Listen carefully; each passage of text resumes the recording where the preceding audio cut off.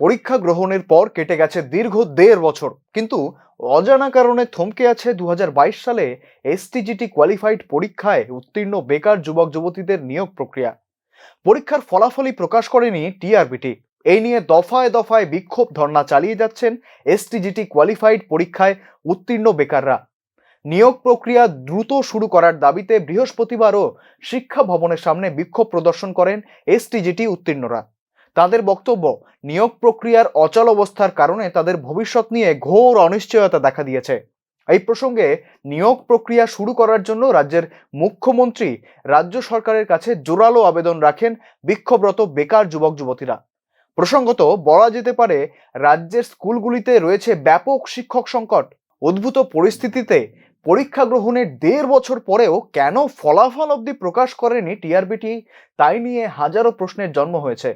বিক্ষোভরত বেকাররা এদিন প্রবল ক্ষোভের সঙ্গে জানান, তাদের পড়ে পরীক্ষা নিয়েও টেট 1 এবং টেট 2 পরীক্ষার ফলাফল ঘোষণা করা হয়েছে, কিন্তু তাদের বঞ্চিত করে একদিকে যেমন ঝুলিয়ে রাখা হয়েছে পরীক্ষার ফলাফল, তেমনি গোটা নিয়োগ প্রক্রিয়ায় বিষ বাও জলে। এর আগেও একাধিকবার নিয়োগের দাবিতে বিক্ষোভ ধর্ণা করেছে এসটিজিটি উত্তীর্ণরা, তবে রাজ্য শিক্ষা দপ্তরের নেই কোনো হেলদোল। ১.৫ বছর হয়ে আসছে এসটিজি পরীক্ষায় না রেজাল্ট ঘোষণা হয়েছে, না নিয়োগ প্রক্রিয়া সম্পন্ন করা হয়েছে।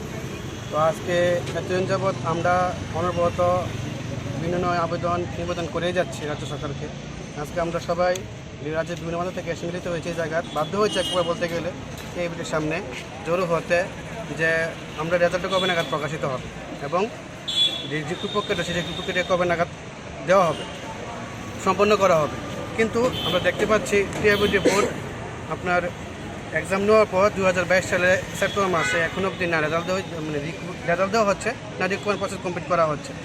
এটা ঠিক টিআরবিটি বোর্ড আপনার পরীক্ষা নেওয়ার পর একটা উত্তরপত্র পেশ করেছিল যারা বের করে নিয়ম ওয়াইজ, রুলস ওয়াইজ, এবং সেটা দেখে আমরা বলতে পারি যে আমরা পাস করেছি, এখানে কোনো ভুল নেই। তো তারপরে আজকে আমরা দেখতে পাচ্ছি সংবাদ মাধ্যমের দ্বারা যে শিক্ষক সংকট অনেক বেড়ে গেছে, বিশেষ করে মাধ্যমিক স্তরের। আপনারা জানবেন যে